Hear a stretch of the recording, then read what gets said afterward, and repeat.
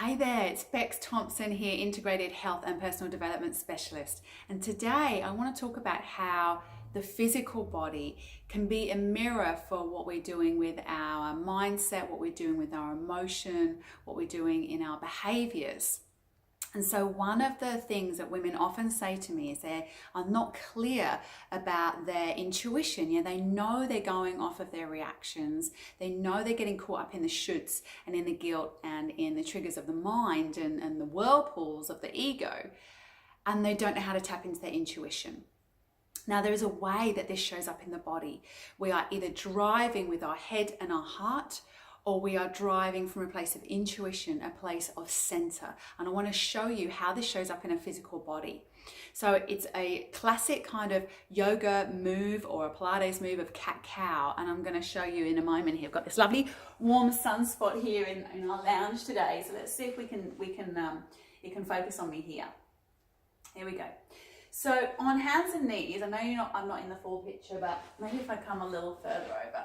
So on hands and knees, if we come into our cat-cow, this is what I mean by cat and cow pose, which might be familiar to you as a warm-up in your gym, or you may do this quite often in yoga. So have a look at different ways that we can use this. So look at this version. Now I'm leading with my head. Here I'm leading the movement with my head. All right. Now I'm going to lead the movement with my chest, with my heart.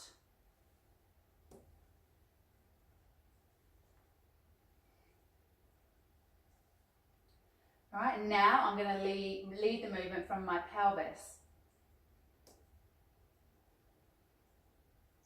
And notice what happens and what you see.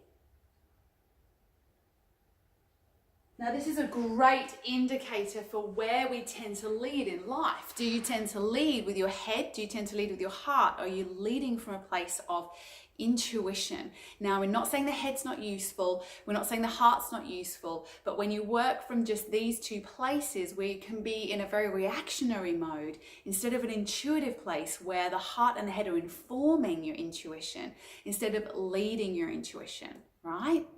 So this is a great exercise, and when people work with me, we're always looking at what is happening in the lower part of the body, what is driving and holding the stable foundation for your movement and for your mind and for your actions, right?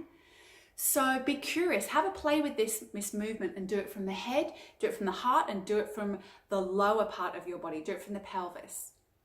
Now, what many people find is that their movement in their pelvis is not great. So there is a way that we can train this and isolate this part of the body to get more segmental movement there, more control, more stability, and that is going to overflow into every part of your life. So if I come back to this position, we're aiming now to get some containment around the top of the body. So instead of allowing this whole thing to flow up the spine, we're just going to isolate into the lower part of the body. Can you see my tailbone coming up there, my back lowering, and then tucking under and flattening the back, tilting up and flattening. And we're containing the movement that's happening in the upper body. We're not allowing that. Now, a lot of people start with just a tiny little bit of movement when I contain it, and they really don't have much. So they need to work on this movement to try and get this a bigger, slow, rhythmic movement before we bring in the rest of the movement.